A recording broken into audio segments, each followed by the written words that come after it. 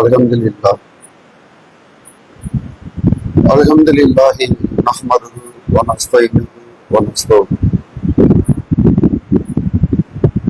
Na'udhu billahi min shururi anfusina wa min sayyiati a'malina.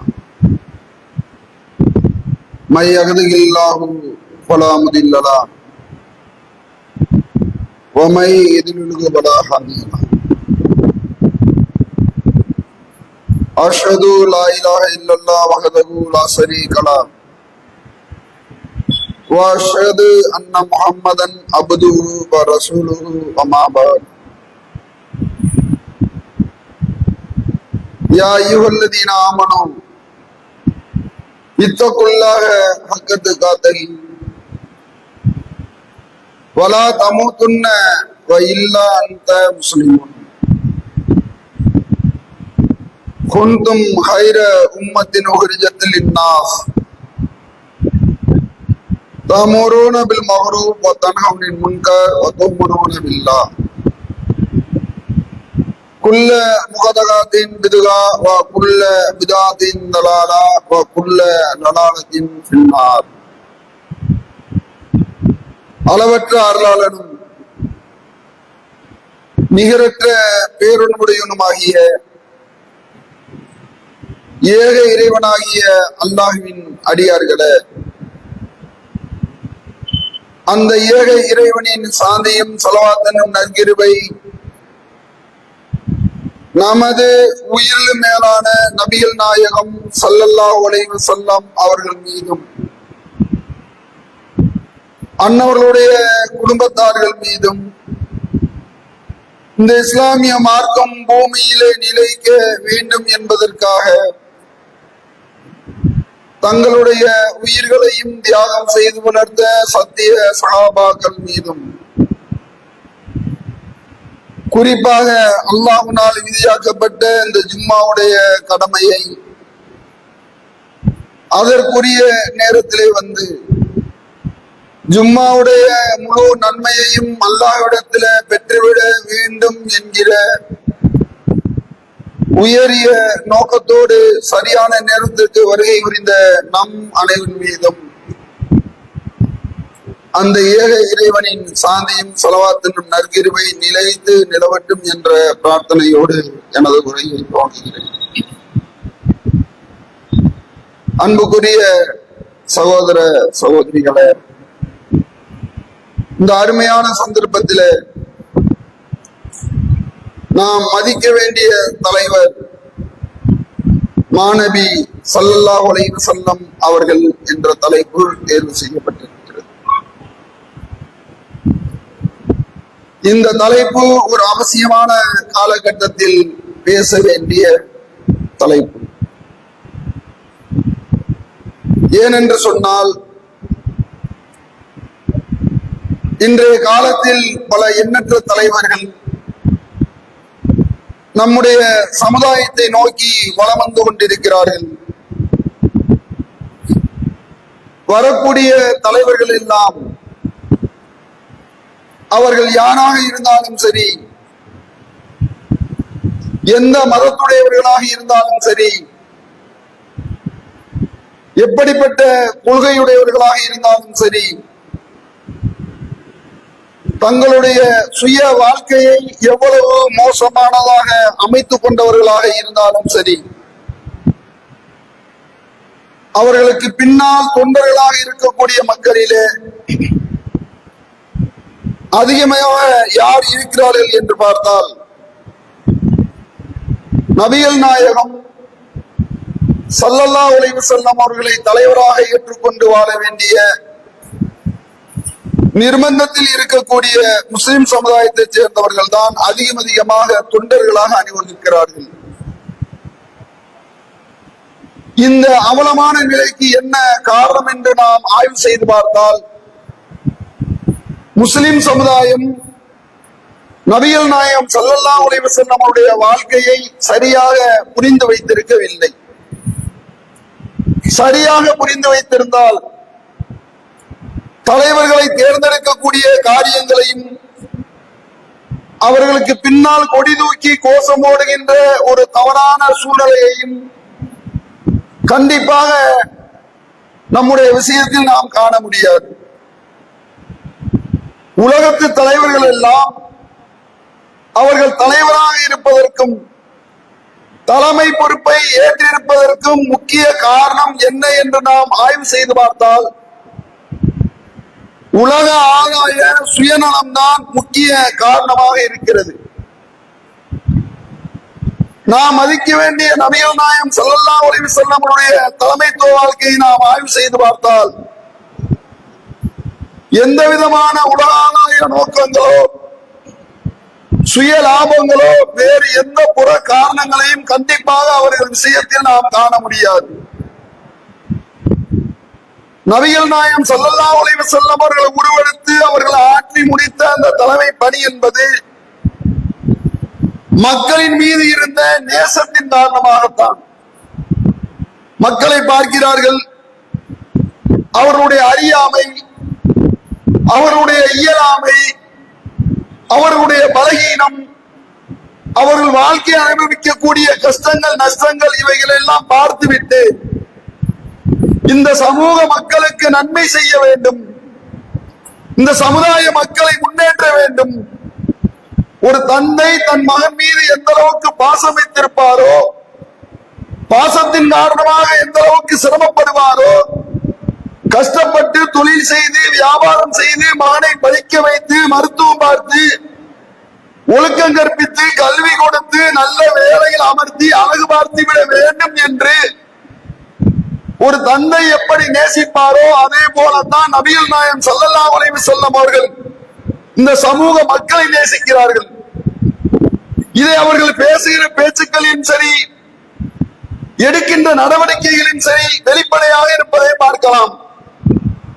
நபிகள் நாயகம் ஸல்லல்லாஹு அலைஹி வஸல்லம் அவருடைய வாழ்க்கையை புரட்டி பார்க்கக்கூடிய எந்த ஒரு மனிதனாக இருந்தாலும்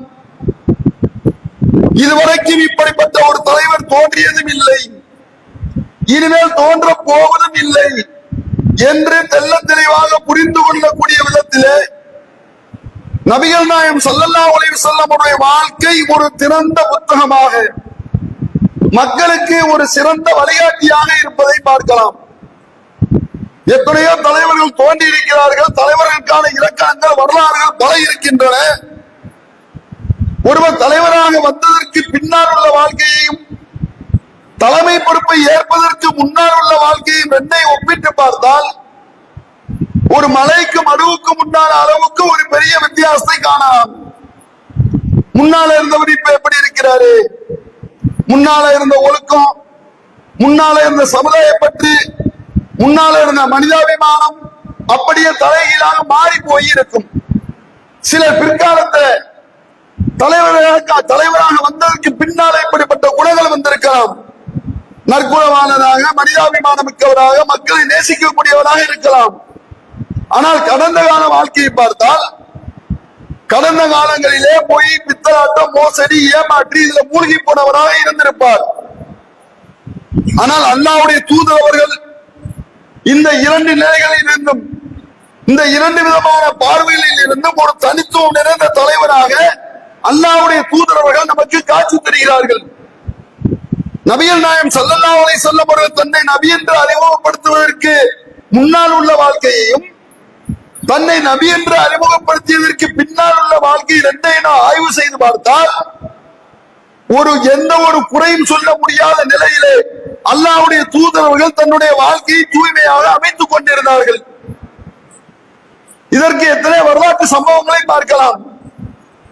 நபிகள் நாயகம் ஸல்லல்லாஹு அலைஹி வஸல்லம் அவர்கள் தன்னை நபி என்று அறிமுகப்படுத்துவதற்கு முன்பாக ஹிரா குகையில போய் அமர்ந்திருக்கிறார்கள்.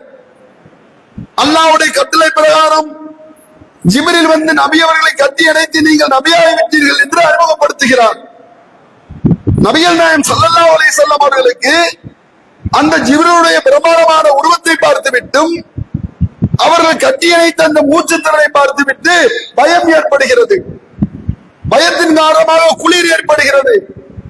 உடனே தன்னுடைய மனைவி கதீஜா ரலியல்லாஹு அன்ஹா அவர்கள்ட்ட போய் ஜம்முலோனி என்னை போர்த்துங்கள் என்று சொல்லிவிட்டு தனக்கு ஏற்பட்டிருக்கக்கூடிய அந்த அச்சத்தை பயத்தை வெளிப்படுத்துகிறார்கள். அப்ப ஹதிஜா ரலியல்லாஹு அன்ஹா அவர்கள் ஆறுதல் சொல்கிறார்கள். அவர்கள் ஆறுதல் சொல்லக்கூடிய அந்த வார்த்தையை பார்த்தால் அல்லாஹ்வுடைய தூதரவர்கள் தன்னை நபி என்று அறிமுகப்படுத்துவதற்கு முன்பாகவே எந்த அளவுக்கு இந்த மக்களை நேசித்திருக்கிறார்கள் என்பது நமக்கு தெரிய வரும். ஹதிஜா ரலியல்லாஹு அன்ஹா அவர்கள் சொல்கிறார்கள், வல்லாஹி லா யுக்ஸீகல்லாஹி அபதா, அல்லாஹ்வின் மீது சத்தியமாக அல்லாஹ் உங்களை ஒருபோதும் இழிவுபடுத்த மாட்டான். ஏன் இழிவுபடுத்த மாட்டான்? இன்னக்கல சிலரகம் வதகமிலல் கல் வதச்சிபுல் மௌரும் வத்ரூனி அலாபாகிபுல் ஹக், நீங்கள் கஷ்டங்களை பொறுத்துக் கொள்கிறீர்கள், சிரமங்களை சகித்துக் கொள்கிறீர்கள், இல்லாதவர்களுக்கா இல்லாதவர்களுக்கா உழைக்கிறீர்கள். வத்ரூனி அலாபாகிபுல் ஹக், நீங்கள் சத்தியத்தோடும் உண்மையோடு இருக்கக்கூடிய மக்களுக்கு உதவுகிறீர்கள். எனவே வல்லாஹி லா யுக்ஸீகல்லாஹி அபதா, அல்லாஹ் உங்களை ஒருபோதும் இழிவுபடுத்த மாட்டான் என்று ஹதிஜா ரலியல்லாஹு அன்ஹா யாரு? அவங்க மனைவி சொல்றாங்க. ஒரு மனிதனுடைய நல்ல பண்புகளையோ தீய குணத்தையோ விமர்சிப்பதற்கு தகுதியானவர் யார் என்று சொன்னா அவங்க மனைவிதான். வெளி உலகத்தில் நம்ம நல்லவன் மாதிரி நடித்துக் கொள்ளலாம், ஓராண்டு காலம் ஈராண்டு காலம் கொடைவல்லல் மாதிரி காண்பித்துக் கொள்ளலாம். ஆனால் எப்பவுமே கூடவே இருந்து குடித்து நடத்தக்கூடிய ஒரு மனைவிக்கு தான் ஒரு மனிதனுடைய சுயரூபம் தெரியும். அப்படிப்பட்ட மனைவி ஹதிஜா ரலியல்லாஹு அன்ஹா அவர்கள் சொல்லுகிறார்கள், நீங்கள் இல்லாதவர்களுக்காக இயலாதவர்களுக்காக உழைக்கிறீர்கள். நம்மளும் சம்பாதிக்கிறோம் எதுக்கு? எனக்கு, என்னுடைய மனைவிக்கு, என்னுடைய பிள்ளைக்கு நான் வீடு கட்டுவதற்கு, நான் வாகனம் வாங்குவதற்கு, மீதி இருக்கக்கூடிய பணத்தில் வேண்டாம் பள்ளிவாசல் போன்ற நல்ல காரியங்களுக்கு செலவு செய்வோம்.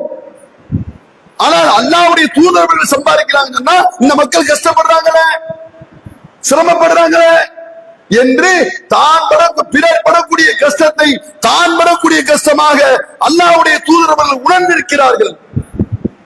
எனவே நபிகள் நாயகம் ஸல்லல்லாஹு அலைஹி வஸல்லம் அவர்கள் தலைவராக வருகிறார்கள் என்று சொன்னால் மக்கள் மீது இருந்த நேசத்தின் காரணமாக.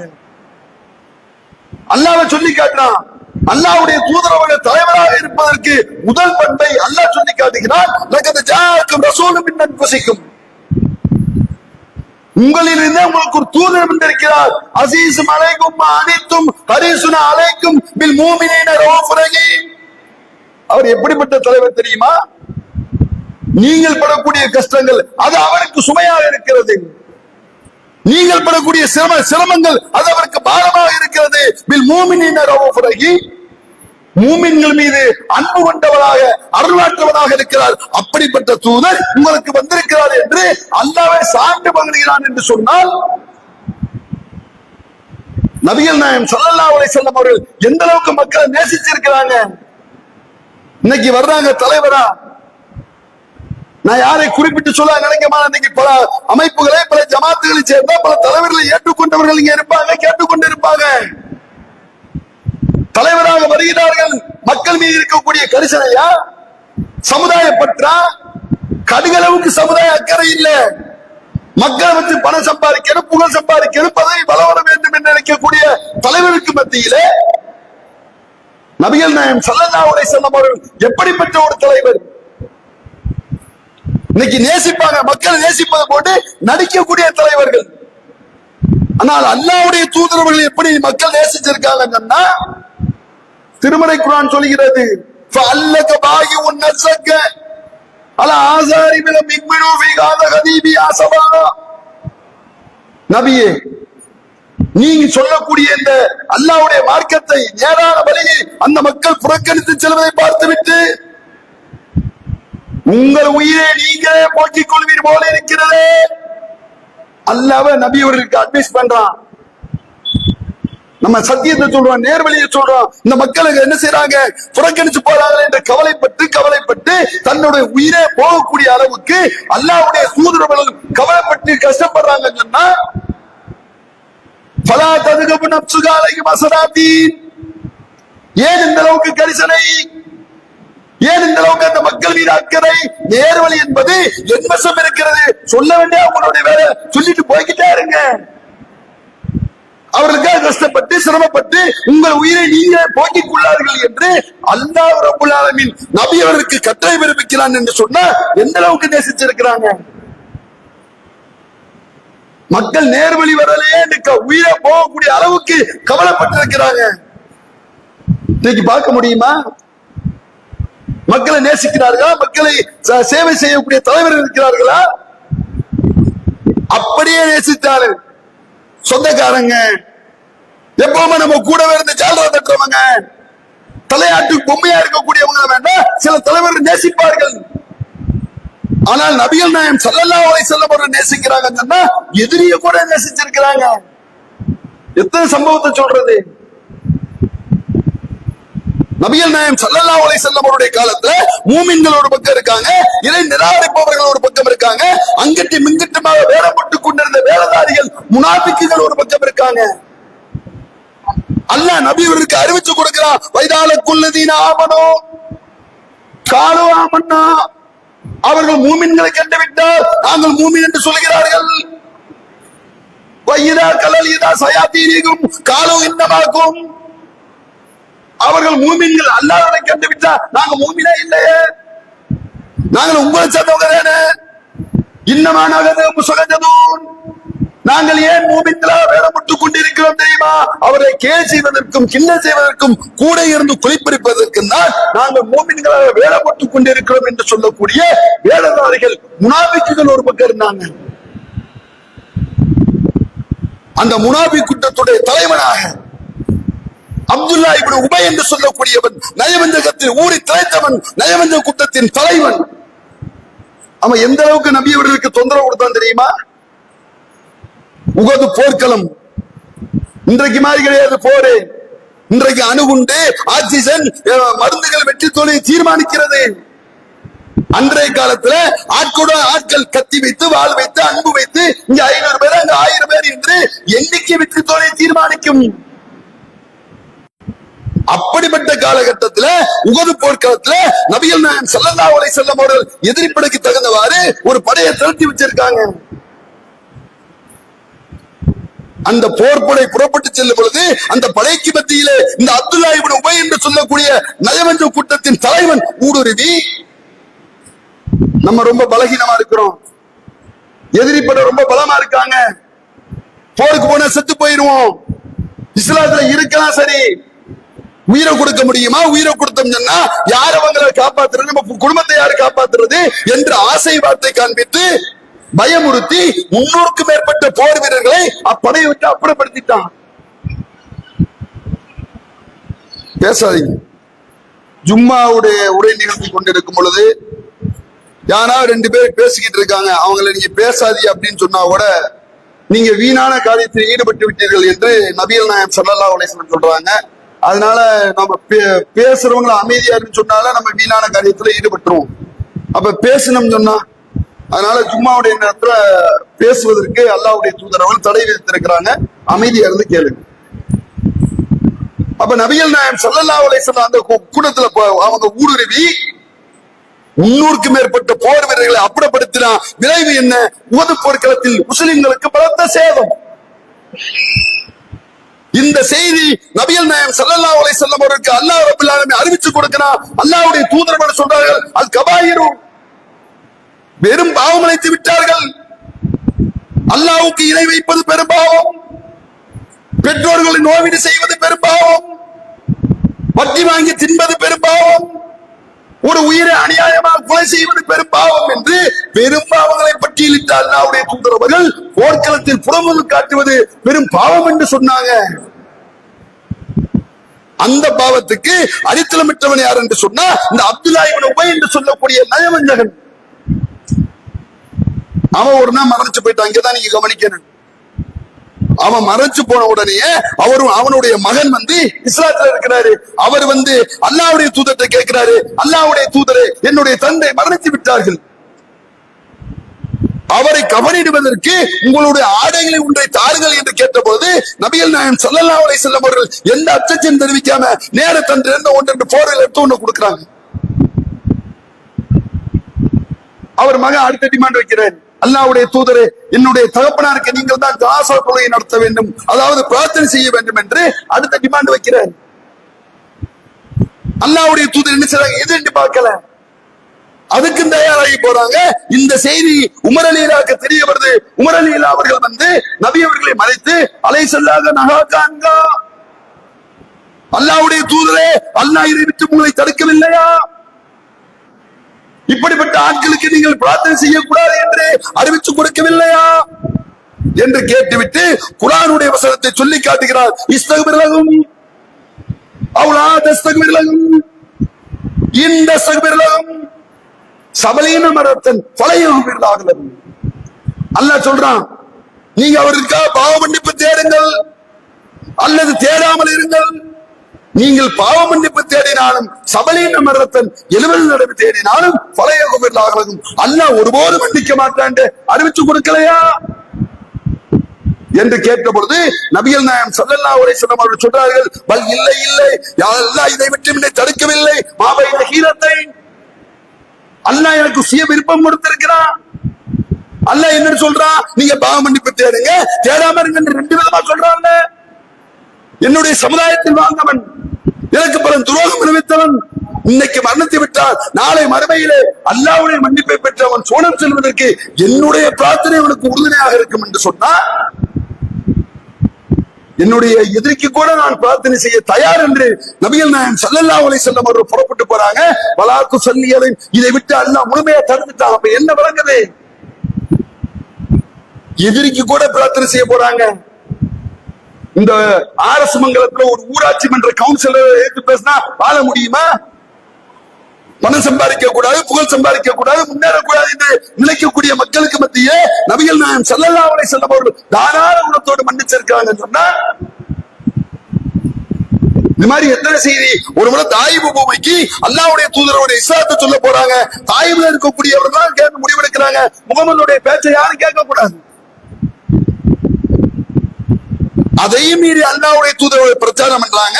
அந்த பிரச்சாரத்துடைய முடிவில் நபி அவர்களை அடித்து துன்புறுத்தி இரத்த காயத்தோடு தாயிபு பூமியை விட்டு அப்புறப்படுத்துறாங்க. உடனே அந்த மலையில் பொறுப்பாளர் நியமித்திருக்கக்கூடிய வானவக்கோன் ஜிப்ரீல் வந்து, நீங்க அல்லாஹ்வுடைய தூதர் உங்களை அடிச்சிருக்காங்க, துன்புறுத்தி இருக்கிறாங்க, சொல்லுங்க, அவங்க அழிச்சு நாசமாக்கிறாங்க கேட்கிறாங்க. நம்மள வந்து என்ன செய்வோம்? 50 பேர் நம்மளுக்கு பின்னால இருந்தா போதும், யாரா இருந்தாலும் ஏரியா தாண்டி சண்டை போடுவோம். 500 பேர் இருந்தா ரோட்டை மறிச்சிருவோம். பல்லாயிரக்கணக்கான மனிதர்களே வலிமை பெற்ற மலக்கு வந்து கேட்கிறார், நீங்க சொல்லுங்க, அவங்களை அழிச்சு நாசமாக்கிறேன்னு கேட்ட பொழுது நபிகள் நாயகம் ஸல்லல்லாஹு அலைஹி வஸல்லம் அவர்கள் வாயில் இருந்த வார்த்தை என்ன? நீங்க அவங்களை அழிச்சுடான்னு கேட்கறீங்க. பல் இல்லை இல்லை, அர்ஜுனன் எல்லாரும் அஸ்னாபிகும் மையகுதுபில்லாஹு வகதகுலா யுஸ்ரிகு பிஹி செய்யா. நாளைக்கு அவர்கள் சந்ததியில் இருந்து அல்லாஹ்வை மாத்திரம் வணங்கக்கூடிய மக்கள் வருவார்கள் என்று நான் நினைக்கிறேன், ஆதரவிக்கிறேன். அதனால அவங்களை ஒண்ணு செஞ்சிடாதீங்க, அது என்னுடைய விருப்பம் இல்லை என்று தாராள குலத்தோடு நபிகள் நாயகம் ஸல்லல்லாஹு அலைஹி வஸல்லம் அவர்கள் மன்னித்திருக்கிறார் என்று சொன்னா, இந்த மக்கள் கஷ்டப்படக்கூடாது, சிரமப்படக்கூடாது, இந்த உலகத்தில் மட்டுமல்லாமல் நாளை மறுமையிலே நரக படுகொலியிலே வீழ்ந்து விடக்கூடாது என்ற எண்ணமும் வெறியும் தான் அந்த மனிதனுடைய உள்ளத்திலே குடிபுகுந்திருந்தது. இன்னைக்கு பார்க்க முடியுமா? ஒரு தலைவனை ஏத்து பேசினா வாழ விட மாட்டான். அவனை பழி வாங்கறதுக்கு என்ன வழி, எந்த மாதிரி கிடைக்குது என்று யோசிச்சு கொண்டே இருப்பார்கள். நபிகள் நாயகம் ஸல்லல்லாஹு அலைஹி வஸல்லம் அவர்கள் மக்களை அந்த அளவுக்கு நேசிச்சிருக்காங்க. அது மட்டும் இல்ல, இன்னைக்கு தலைமை பொறுப்புல இருந்தாங்கன்னு சொன்னா, 5 வருஷம் பொறுப்புல இருந்துட்டாங்கன்னு சொன்னா, அவங்க நிலைமை என்ன? பேங்க் பேலன்ஸ் ஏறிக்கிட்டே இருக்குது. சொந்தக்காரன் பேர்ல, நண்பன் பேர்ல, பக்கத்து வீட்டுக்காரன் பேர்ல குவித்துக் கொண்டிருக்கிறார்கள். ஆனால் நபிகள் நாயகம் ஸல்லல்லாஹு அலைஹி வஸல்லம் அவர்கள் தன்னை நபி என்று தலைவர் என்று அறிமுகப்படுத்தியதுக்கு பின்பாக அவங்க வாழ்க்கை இறங்குமுகன்னா, பொருளாதாரத்தில் தேக்கன்னா. நபிகள் நாயகம் ஸல்லல்லாஹு அலைஹி வஸல்லம் அவர்கள் மக்காவிலிருந்து மதீனாவுக்கு வந்த பிறகு அவருடைய வாழ்க்கையை புரட்டி பார்த்தால், கலங்காத கண்ணும் கலங்கும் என்று சொல்வார்களே, கல் நெஞ்சும் கரையும் என்று சொல்வார்களே, அந்த அளவுக்கு கஷ்டம். கஷ்டத்துல 2 வகை இருக்குது. ஒருத்தனுக்கு சம்பாதிக்கிறதுக்கு வழி இல்ல, கஷ்டம். பேக்ரவுண்ட் இல்ல கஷ்டம், பின்புலங்கள் இல்ல கஷ்டப்படுறாங்கன்னா அது ஒரு பெரிய விஷயம் இல்லை, பெருசா பேசப்படாது. ஆனால் சொன்னால் சொன்னதை செய்து முடிக்கக்கூடிய பல லட்சோபலட்ச மக்களை கையில் வைத்திருந்த அல்லாஹ்வுடைய தூதர்கள் கஷ்டப்பட்டாங்கன்னா அதுதான் சிந்திக்க வேண்டிய விஷயம். எந்த அளவுக்கு கஷ்டம் தெரியுமா? சாப்பிடுற சாப்பாட்டுல கஷ்டம். ஒரு முறை ஆயிஷா ரலியல்லாஹு சொல்றாங்க, எங்கள் மீது ஒரு பிறை கடந்து செல்லும், 2 பிறை கடந்து செல்லும், 3 பிறை கடந்து செல்லும். 3 பிறைனா என்ன? தலைப்புற, 2ஆம் பிறை, 3ஆம் பிறை கிடையாது. 3 மாசம் எங்கள் மீது 3 பிறை கடந்து செல்லும். எங்கள் வீட்டில் அடுப்பறிச்சிருக்க மாட்டோம். அடுப்பறிக்கன்னா என்ன செஞ்சாங்க? சொந்தக்கார வீட்டுல போய் சாப்பிட்டாங்களா? ஹோட்டல்ல போய் விருந்தாளிய போய் சாப்பிட்டாங்களா? சமைக்கிறதுக்கு அரிசி இல்ல, சமைக்கல. சமைக்கிறதுக்கு இறைச்சி இல்ல, சமைக்கல. சமைக்கிறதுக்கு பருப்பு இல்ல, சமைக்கல. என்னத்தான சமைக்கிறதுக்கு? அப்ப அந்த செய்தியை அறிவிக்கக்கூடிய சகாபி கேட்கிறார், ஏன் என்னையே 3 மாத காலம் வீட்டுல அடுப்பறிக்கலைங்கன்னா எதை சாப்பிட்டீங்க? ஆயிஷா ரலியல்லாஹு சொல்றாங்க, 2 பேரிச்சம்பழமும் 1 மடக்கு தண்ணீரும் எங்களுடைய ஒருவேளை உணவு முடிந்துவிடும். 2 பேரிச்சம்பழத்தை பிச்சு போடுவாங்க, 1 டம்ளர் தண்ணி எடுத்து குடிப்பாங்க. இப்படியே 3 மாத காலங்கள் நபிகள் நாயகம் ஸல்லல்லாஹு அலைஹி வஸல்லம் குடும்பத்தார் குடும்பம் நடத்தி இருக்காங்க. நம்ம வீட்டு பெண்கள் ஒத்துக்குவாங்களா? 4 நாளைக்கு நல்ல கறிபுடி கொண்டு போனா கத்ரா பொட்டியை படுக்கன்னு சொல்லிடுவாங்க. அப்ப எந்த அளவுக்கு அவங்க மக்களை வச்சு பணம் சம்பாதிக்கல, புகழ் சம்பாதிக்கல, கஷ்டப்பட்டு இருக்காங்க. அது மட்டும் இல்ல, ஒரு முறை நபிகள் நாயகம் ஸல்லல்லாஹு அலைஹி வஸல்லம் அவர்கள் பசி தாங்க முடியாம வீட்டை விட்டு வெளியே வர்றாங்க. பசினா எப்படி? காலையில 4 parotta, 2 omelette, half boil full கட்டிட்டு சும்மா கொஞ்சம் நேரத்துக்கு ஆயிடுச்சுன்னா கண்ணை கரியாரத்துக்கும் ஒரு கண்ணு கரையும் ஜோரமா நிச்சயம் கண்டுக்கல. அப்படி இல்ல, பட்டினி கிடந்து பட்டினியை பொறுத்துக் கொள்வதற்கு வலிமை பெற்ற அல்லாஹ்வுடைய தூதர் அவர்கள் ஒரு முறை பட்டினி தாங்க முடியாம வீட்டை விட்டு வெளியே வர்றாங்க. ஏதாப்புல அபூபக்கர், உமர் 2 பேர் நிக்கிறாங்க. அல்லாஹ்வுடைய தூதர் கேட்கிறாங்க, என்ன அபூபக்கர், உமர், இதை வீட்டை விட்டு வரக்கூடிய நேரம் இல்லையே, எதுக்காக இந்த நேரத்தில் வீட்டை விட்டு வந்தீங்க? 2 பேர் சேர்ந்தார் போல் சொல்கிறார்கள். அது ஜூலி யார சொல்லலாம். அல்லாஹ்வுடைய தூதரே, பசி. அப்ப நபிகள் நாயகம் ஸல்லல்லாஹு அலைஹி வஸல்லம் சொல்றாங்க, இந்த முகமதுடைய உயிர் எவன் கைவசம் இருக்கிறதோ அந்த அல்லாஹ்வின் மீது ஆணையாக சொல்கிறேன், எந்த காரியம் வீட்டை விட்டு உங்களை வெளியே கொண்டு வந்துச்சோ அதுதான்ப்பா என்னையும் கொண்டு வந்துச்சு. பசி, அப்பா பசி. பசி தாங்க முடியாம வீட்டை விட்டு வெளியே வந்திருக்கிறாங்க. யாராவது இருந்து கூப்பிட மாட்டாங்களான்ட்டு. சாப்பாட்டுல கஷ்டம். இன்னும் சொல்ல போனா சகாபாக்கள் சொல்றாங்க, மாரா ரசூலுல்லாஹி ஸல்லல்லாஹு அலைஹி வஸல்லம் கத்தா கபலா. நபிகள் நாயகம் ஸல்லல்லாஹு அலைஹி வஸல்லம் அவர்கள் மதீனத்து வாழ்க்கையில சல்லடையால் அரிச்ச நாவை பார்த்ததே கிடையாது. சல்லடைனா எப்படி? கிரைண்டர் வச்சு மிக்ஸி வச்சு அரைப்ப பட்டு மாதிரி வருமே, ஆசீர்வாத ஆட்டா, அணில் ஆட்டா, கோதுமை மாவு அந்த மாதிரி இருக்கும். அது மாதிரி இல்ல. அந்த மாவை அல்லாஹ்வுடைய தூதர்கள் பார்த்ததே கிடையாது. சகாபாக்கள் சொல்றாங்க, அப்ப எப்படி சாப்பிட்டாங்க? கோதுமை அள்ளுவார்கள், திருக வச்சு திருவார்கள், கையில் எடுப்பார்கள், ஊதுவார்கள். உண்மையும் தவிடும் பழக்க வேண்டியதை பறந்துவிடும். மீதி இருக்கக்கூடிய மாவுல தண்ணியை குழப்பி சாப்பிடுவாங்க. அல்லாஹ்வுடைய தூதர்கள் மரணிக்கிற வரைக்கும் இதுதான் சாப்பாடு.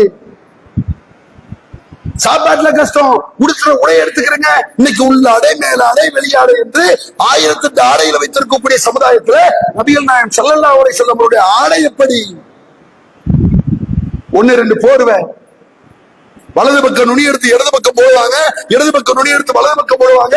ஒட்டுமொத்த உடமை கவர் பண்ணி கொள்ளும். அதெல்லாம் சாப்பாடு, அதெல்லாம் தொழுகை, அதெல்லாம் உறக்கம். உடுத்துற உடையில கஷ்டம். இருக்கிற வீட்டை எடுத்துக்கிறேங்க.